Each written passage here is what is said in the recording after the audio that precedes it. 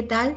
Siguiendo con la capacitación sobre lo que es el entorno de cuidados paliativos, en esta oportunidad vamos a hablar sobre calidad de vida del paciente y sus familias. De antemano, la que habla ya tiene más de 19 años trabajando con pacientes en condición paliativa y tratando de que en el contexto de su atención no solamente sea atendido el paciente como ente, sino también la familia. Para contextos administrativos, aquí está la declaración de conflictos de intereses. Yo soy Ileana Mujica González, especialidad enfermera paliativista. Trabajo en el Hospital Alberto Sabogal y mi correo es iliana4064@gmail.com. Como personal de salud estamos comprometidos con la mejora constante de la calidad de vida de nuestros pacientes, especialmente cuando enfrentan enfermedades avanzadas o crónicas. En estas situaciones, tanto el paciente como su familia atraviesan desafíos físicos, emocionales y sociales significativos. Hoy exploraremos los factores que influyen en la calidad de vida en este contexto y las intervenciones necesarias para mejorar el bienestar integral del paciente y su familia. Vamos a empezar con un concepto básico de lo que es la calidad de vida. ¿Y por qué lo voy a mencionar? Porque es necesario entender qué significa calidad de vida para cada uno de los pacientes que tenemos. En general se refiere a una propiedad que tiene el individuo para experimentar situaciones y condiciones de su ambiente dependiendo de las interpretaciones y valoración que hace los aspectos objetivos de su entorno. ¿Esto qué quiere decir?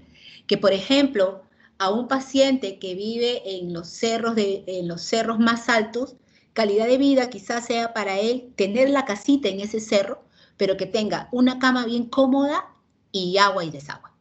A diferencia de, por ejemplo, un paciente que vive en una zona totalmente urbana y que calidad de vida para él sea tener todas las comodidades del mundo.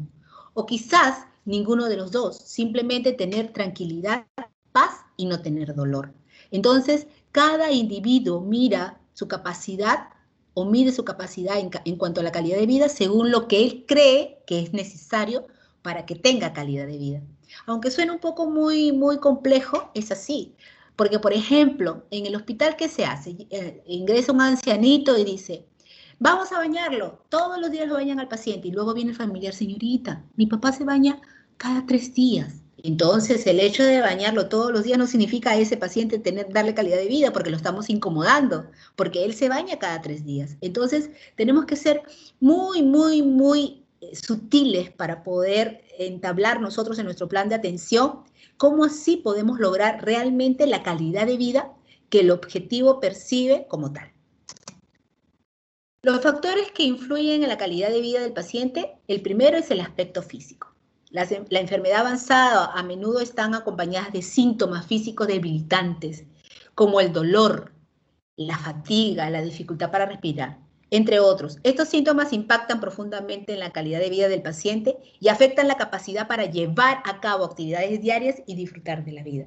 Definitivamente, si yo que soy una persona que activamente estuvo hace un mes trabajando, viviendo la vida, teniendo todo bajo mi control, de repente la enfermedad me mella, ya estoy más delgado, estoy de un color medio raro, el abdomen se me distendió, mis piernas se hincharon. Entonces, ya ese paciente ya no tiene calidad de vida, porque desde que empieza a sufrir el paciente con los síntomas que se presentan por la enfermedad o por la progresión de enfermedad, ya está dañado el aspecto físico.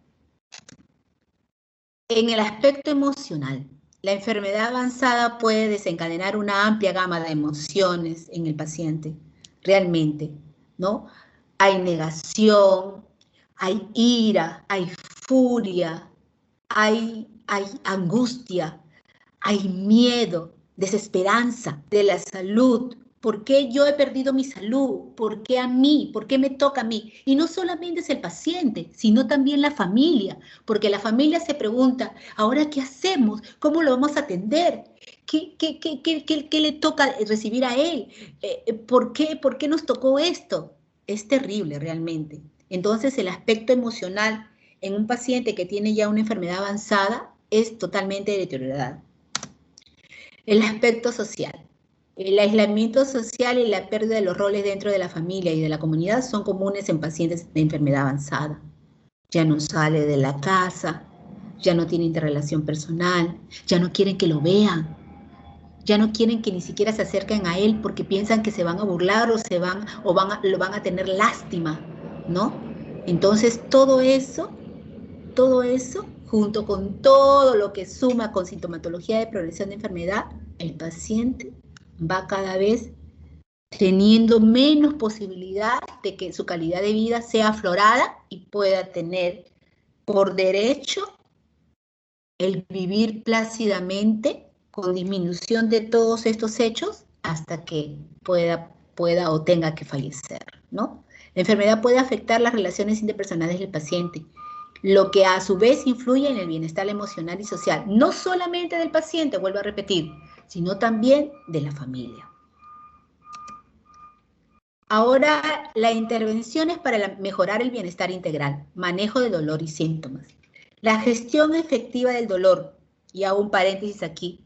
Antes se hablaba que el dolor era un síntoma, que el dolor era signo. El dolor ahora es una enfermedad, porque conlleva un montón de compromiso orgánico por esta enfermedad que es dolor. Sumando a ello otros síntomas físicos fundamentales para mejorar la calidad de vida del paciente. Esta intervención implica la administración de medicamentos. Por ejemplo, llega un paciente a servicio X, ¿no? Sobre todo a nuestro servicio. El paciente tiene un diagnóstico ya dado, estuvo atendido por otra especialidad, y se le pregunta, señor, ¿qué está tomando para el dolor? Señorita, el doctor me ha dado, pero solamente me ha dicho que lo tome cuando tenga mucho, mucho dolor. Señor, ¿usted tiene dolor cuándo? Siempre, señorita, ¿no? Entonces, aquí yo también hago otro paréntesis, ¿no? Nosotros, el profesional que no está acostumbrado, por ejemplo, a poder ampliar el hecho de que hay otras opciones que se puede dar al paciente para que pueda tener más alivio frente a esta enfermedad que es dolor, que es lo principal que molesta a un paciente con enfermedad avanzada, progresiva, predominan los mitos. Los mitos de que, por ejemplo, si se usa un opioide mayor, en el caso de la morfina, significa que el paciente se va a morir, que el paciente va a tener adicción, que el paciente va a tener infinidad de síntomas que provoca o puede provocar este opioide, ¿no? Y nosotros nos preguntamos, ese paciente que está con una enfermedad muy avanzada, ¿va a tener tiempo de poder hacer una adicción frente a este fármaco? ¿Por qué no medimos un poquito y sabemos que si el paciente recibe una dosis completa de este opioide en un horario rígido o en infusión continua, vamos a mantener una meseta plana en cuanto al opioide y ese paciente se le va a bajar el dolor? Y que adicional a esto podemos coadyuvar con otros fármacos para que se haga más potente este fármaco y disminuya más el dolor. Definitivamente, el dolor no solamente es dolor, sino es tipo de dolor neuropático, somático, visceral, oncológico mixto, etc. Entonces, no todos los pacientes que tienen dolor pueden recibir el mismo tratamiento. Por ende, tenemos que evaluar muy bien esta enfermedad, porque ya se llama enfermedad, y poner un orden para que este paciente pueda reducir hasta lo máximo, según la evaluación del EVA, que es la tabla más simple y más usada a nivel de todo el contexto de evaluación de dolor, para que este paciente esté tranquilo. Y otros síntomas físicos. A veces a mí me da mucha pena que solamente al paciente se le mide el dolor y se olviden de los síntomas que aparecen por progresión de enfermedad. Ese paciente llega a la consulta con mucositis, con ascitis, con ictericia, con prurito, con linfoedema, con retención urinaria, con heridas tumorales, etc. Entonces, imagínense cuánto así se tiene que hacer para poder en esta parte del manejo del dolor y síntomas, que es la mayor cobertura que tiene que manejar para darle calidad de vida a este paciente, que a veces escape el hecho de que simplemente manejas dolor y lo otro no.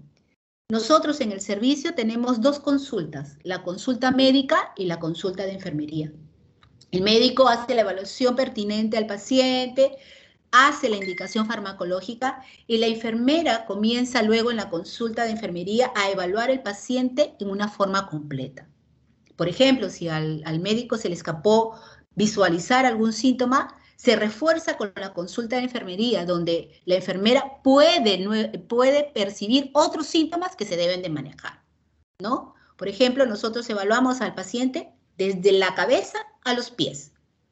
Vemos lo que es cavidad oral, que ahí se descubre la mucositis. Por eso el paciente le dijo al médico, doctor, yo no puedo tragar, no puedo pasar porque me duele la garganta. Ah, es por la mucositis que tiene el paciente. Vamos más abajo y vemos por el mismo diagnóstico, evaluamos tórax y nos encontramos con una herida tumoral así tan aparatosa como son estas heridas tumorales.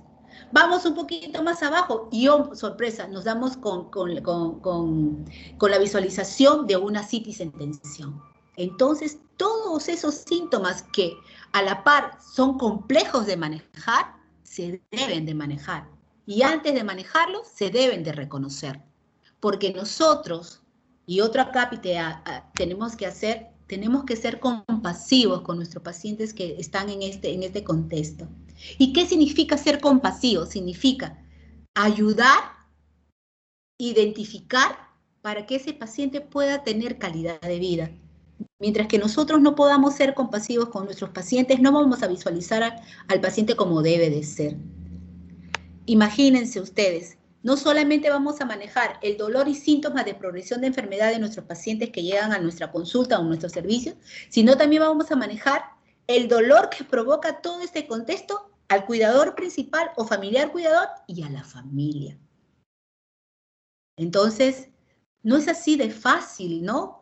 O no es así de pronto que se dice, ya, pam, pam, pam, pam, esto vas a tomar, esto no vas a tomar y listo. No, nos tenemos que detener un poco porque tenemos que hacer un plan muy, muy bien elaborado para que dentro de un mes o 15 días que venga a su paciente le diga el cuidador principal, señorita, ¿se acuerda que mi papá lloraba de dolor? Ya no llora. Le estamos dando así como ustedes nos dijeron, cada horita, así cada 8 horas como ustedes nos dijeron, y está espectacular. Mi papá ya está comiendo porque ya se desaparecieron esas cositas que tenía en la boca. Ustedes saben cuál satisfacción sentimos nosotros, porque somos un equipo, no trabajamos individualmente, somos un equipo. Y es una gran satisfacción de poder haber intervenido en el manejo del dolor y de estos síntomas que son los que más desfavorecen en la calidad de vida de nuestros pacientes. La movilidad y el ejercicio es también una intervención para mejorar el bienestar integral, dependiendo también de qué etapa está la enfermedad en cuanto a la progresión, ¿no es cierto? Entonces, si todavía mi paciente puede movilizarse, está en un Carnofri muy bajito, no ha aumentado más, no necesita mucha atención médica, solamente la supervisión cada 15 días o cada mes, tiene todavía la necesidad de poder, ¿cómo se llama?, salir de la cama, de poder ir al parque a ver si, por ejemplo, por ahí hay un poquito más de oxígeno puro y todo lo demás. Eso, el profesional capacitado en cuanto a cuidados paliativos lo puede hacer. Incluso podemos incluir en el equipo al terapista físico. ¿Para qué? Para evitar que ese paciente se anquilose, para que ese paciente no pierda mucha masa muscular en el tiempo que todavía le queda, etcétera, etcétera, etcétera, etcétera, ¿no? Incluyendo en esto, por ejemplo, al nutricionista, porque dependiendo de cómo coma o qué coma el paciente, va a haber ganancia muscular, etcétera, etcétera, etcétera. Y si no se puede ganar ya nada, ver cómo mantenemos móvil a este paciente hasta que se pueda, ¿no? Hasta que se pueda. Entonces, fomentar la movilidad y el ejercicio físico dentro de las capacidades del paciente puede ayudar a mejorar su funcionabilidad y calidad de vida. Se pueden implementar programas de rehabilitación, ejercicio, fortalecimiento y movilización temprana para mantener la fuerza muscular, la flexibilidad y la independencia funcional del paciente. Acuérdense, que antes de que ese paciente esté muy enfermo y que sea dependiente, fue un ser humano totalmente autónomo e independiente. Y que muchos de ellos, a pesar de que ha avanzado la enfermedad, quieren seguir siendo independientes. Entonces los tenemos que ayudar. Apoyo emocional y psicológico. Yo siempre le digo a mis alumnas, porque también tengo alumnas, y si se interesan ellas en poder hacer más paliativos, porque las alumnas que yo tengo son de oncología, para poder tener o para poder dar un adecuado apoyo emocional y a la par psicológico, porque nosotros a veces no podemos contar con un psicólogo que todos los días esté en el servicio, es intermitente. Lo primero que tiene que aparecer en el primer contacto que se tiene con el paciente es una gran empatía, una inmensa empatía, porque ese paciente viene juntamente con la familia asustado, quizás renegando de todo lo que recibió anteriormente y no le satisfajo, no fue satisfactorio para él. Quizás porque tuvo muy mala experiencia en los tratamientos recibidos, quizás porque vienen en una fase de negación completa, que no quieren saber nada y no quieren ni que ni siquiera le digan que va a tener calidad de vida, respetando lo que nosotros le podamos indicar. Entonces, acuérdese siempre, lo principal es la empatía. La empatía, que el paciente y la familia perciban que ustedes le interesan al paciente, ¿no? Llamándolo por su nombre, preguntándole su edad, preguntándole dónde nació, qué religión tiene, decirle que nosotros estamos para ellos, ¿no? Nosotros tenemos una costumbre, cuando recién llega un paciente por primera vez a la consulta, ¿no? No necesitamos estar muy bellas porque ya somos bellas de por sí, ¿no?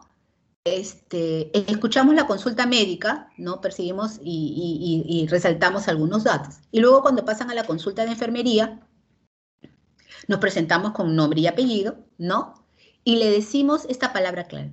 Fulano de tal, soy la magíster Liliana Mujica González, la enfermera que se va a encargar de que usted tenga calidad de vida y se le disminuya totalmente sus síntomas. Ya, ahí ya. Abren los ojotes, ¿no? Y dice, ah, no, aquí me están hablando de diferente forma.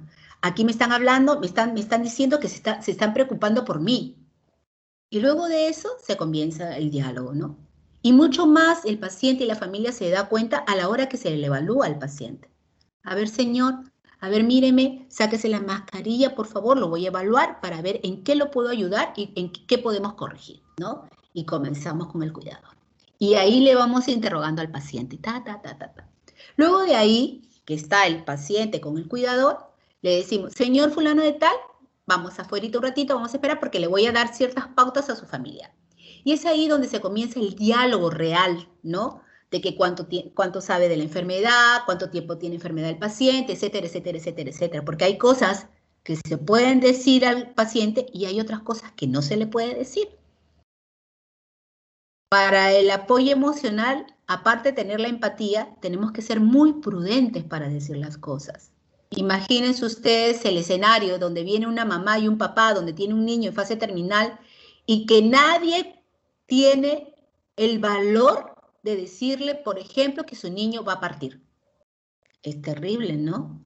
Porque de ahí, por cómo depende de cómo ustedes o quien verdaderamente trabaje con niños tengan el valor de saber cómo abordar a estos papás que van a perder a un niño. Y vuelvo a incidir, depende de la empatía que tenga el profesional con esos papás para que cuando se le tenga que informar o se le tenga que por lo menos presumir el estado del paciente no sea tan chocante.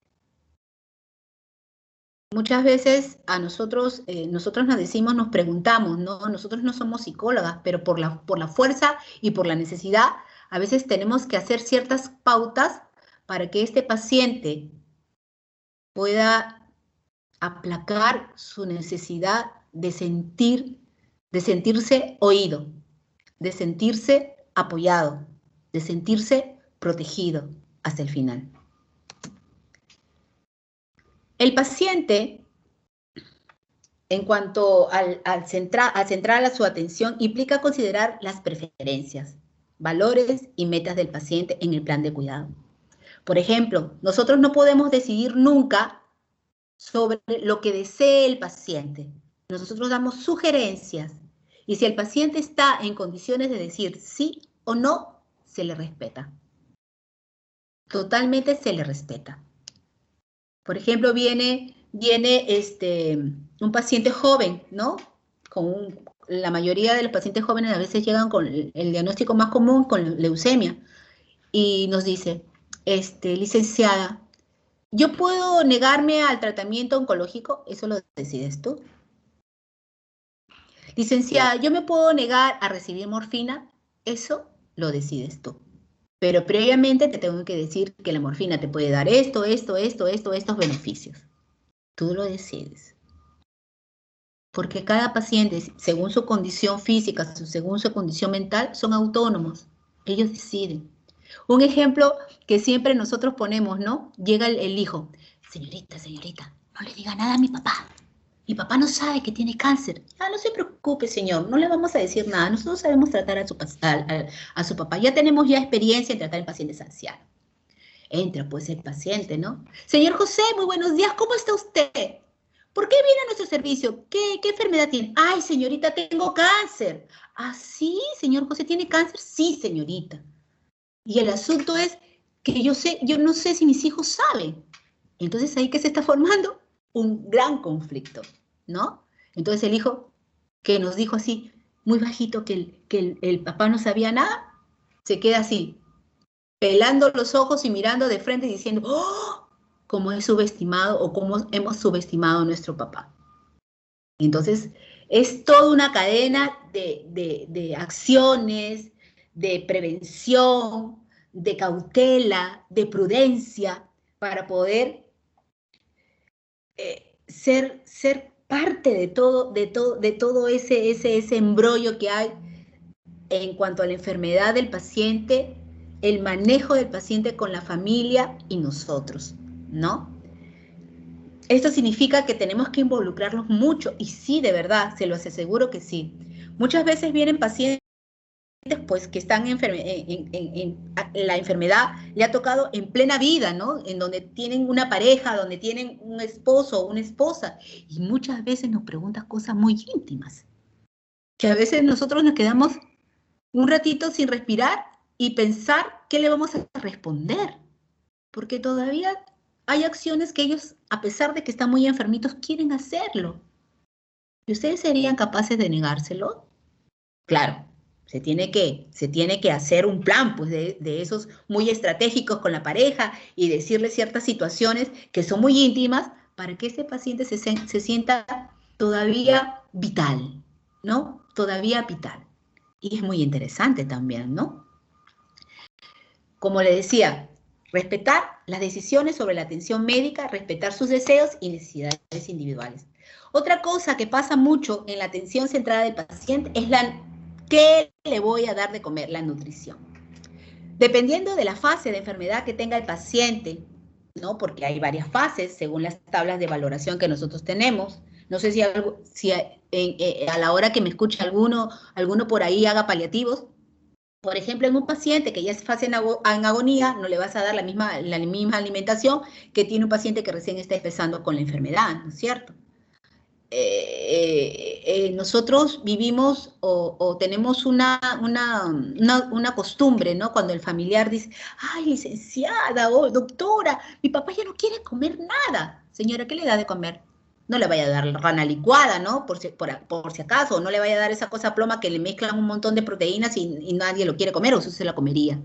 No, señorita, entonces, ¿por qué le da eso a su papá? Pregúntele qué quiere comer. Ay, señorita, pero a veces me pide cosas muy así, muy raras, me pide cervecita, me pide vino. Désela, désela. ¿Por qué no? Si es un antojo, désela. Ay, señorita, pero no le va a hacer daño. ¿Qué más daño le va a hacer, señora? Más daño le va a hacer el hecho de que no va a comer nada porque usted le está dando todas esas cosas que ni siquiera yo ni siquiera la podría ver, ¿no? Entonces tenemos que ser muy cómplices, muy cómplices, muy cómplices. que el familiar y el paciente sienta que nosotros ya no nos hemos engranado con ellos para poderle dar atención.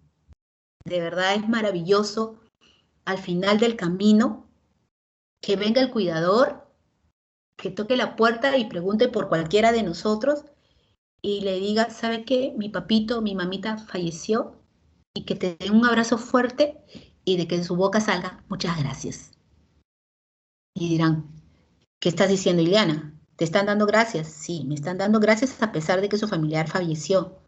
Pero eso significa que logramos el objetivo principal. Que ese paciente que durante el tiempo que estuvo atendido y asistido por nosotros y manejado por el familiar cuidador y con la familia completa, pudo tener en ese tiempecito, ya sea muy largo o muy corto, calidad de vida, que no sufrió, que ya no siguió llorando por dolor, que ya no tuvo edema en las piernas porque le enseñamos a manejar el drenaje linfático, que esa herida tumoral ya no olió mal, que esa herida tumoral ya no drenó más, que esa herida tumoral ya no se infectó más, porque lo supimos hacer, y lo supimos hacer en equipo. Y no hablo del equipo de salud, sino el equipo de salud más el cuidador familiar y la familia. Es maravilloso, totalmente maravilloso. Atención a las familias. Reconocer el impacto que la enfermedad tiene en la familia del paciente y proporcionar apoyo emocional. Educación, recursos prácticos a los miembros de la familia. Es fundamental. Nunca el familiar se debe de sentir desamparado. Nunca, nunca. Nunca se debe sentir desamparado. Siempre se tiene que sentir que hay una puerta abierta para cualquier consulta, para cualquier necesidad que ellos tengan. ¿Cuántas veces nosotros en el turno de la tarde hemos tenido tac, tac, tac, tac? Ay, porque en la tarde nosotros en el servicio no hacemos consultas, solamente hacemos procedimiento.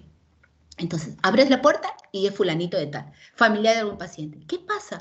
No, señorita, que he venido a la consulta mía, pero yo quiero hablar con usted porque no sé qué hacer, me siento muy abrumada. Pasa, basta de que ese familiar cuidador exteriorice su pena, su angustia, hable con nosotros, llore un poquito, porque tiene necesidad también de expresar sus emociones y se libera. ¿Ya te liberaste? ¿Ya te sientes más aliviada? Sí, listo. Ahora preparada para llegar a tu casa a ver a tu paciente. Nunca podemos dejar de lado al cuidador familiar. Y que el cuidador familiar tenga las características necesarias para poder ser cuidador. ¿Por qué? Porque pasa lo siguiente. A veces llega un paciente de 80 años con una esposa de 80 años. Señora, ¿solamente son ustedes dos? Sí, señorita, porque mis hijos trabajan y dos viejitos. Un viejito cuidando a otro viejito. El viejito que está sumamente enfermo y el otro viejito que tiene hipertensión, que tiene diabetes y todo lo demás.